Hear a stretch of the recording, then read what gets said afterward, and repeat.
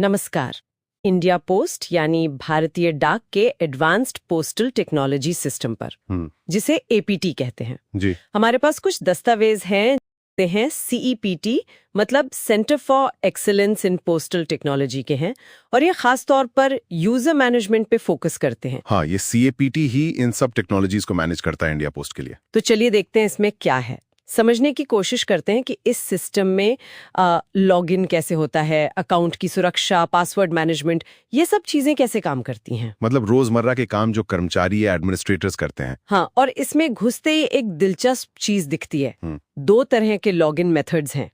एक है one factor authentication मतलब 1FA, और दूसरा टू फैक्टर यानी 2FA। अच्छा, दो अलग अलग तरीके, ये सबके लिए हैं या अलग अलग लोगों के लिए? नहीं, यही तो बात है, ये अलग अलग कर्मचारियों के लिए है। ओके, तो कौन क्या यूज करता है, डॉक्यूमेंट्स क्या कहते हैं? हाँ, इसमें लिखा है कि जो डिलीवरी स्टाफ है जीडीएस, बीपीएम है और एबीपीएम, यानी ग्रामीण डाक सेवक, ब्रांच पोस्टमास्टर और असिस्टेंट ब्रांच पोस्टमास्टर। हाँ बिल्कुल, वो लोग सिर्फ यूजर आईडी और पासवर्ड डालते हैं, मतलब 1FA। लेकिन बाकी जो कर्मचारी हैं, ऑफिस वाले, उनके लिए 2FA जरूरी है। 2FA मतलब यूजर आईडी, पासवर्ड और एक ओटीपी भी, वन टाइम पासवर्ड, जो उनके रजिस्टर्ड मोबाइल पर या ऐप पर आता है। तो ये एक एक्स्ट्रा सिक्योरिटी लेयर हो गई। हाँ बिल्कुल, ऑफिस के काम के लिए शायद इसे जरूरी समझा गया है। और इसी 2FA में भी एक और मजेदार बात है, सीईपीटी अपना खुद का ऐप इस्तेमाल करने को कहता है, एपीटी TOTP ऐप।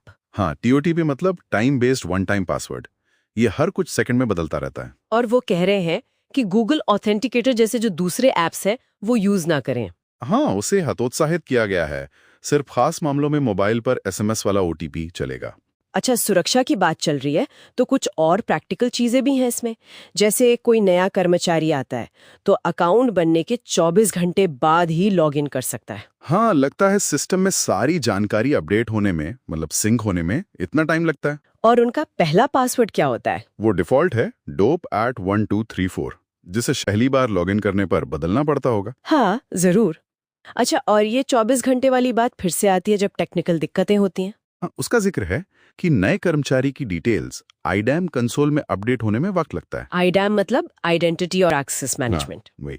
और अगर लॉगिन में दिक्कत हो, जैसे एक एरर मैसेज बताया है, ऑप्टिमिस्टिक लॉक एक्सेप्शन। ये कैसा नाम है? हाँ, ये शायद तब आता है जब एक ही रिकॉर्ड को एक ही समय पर दो जगह से बदलने की कोशिश हो।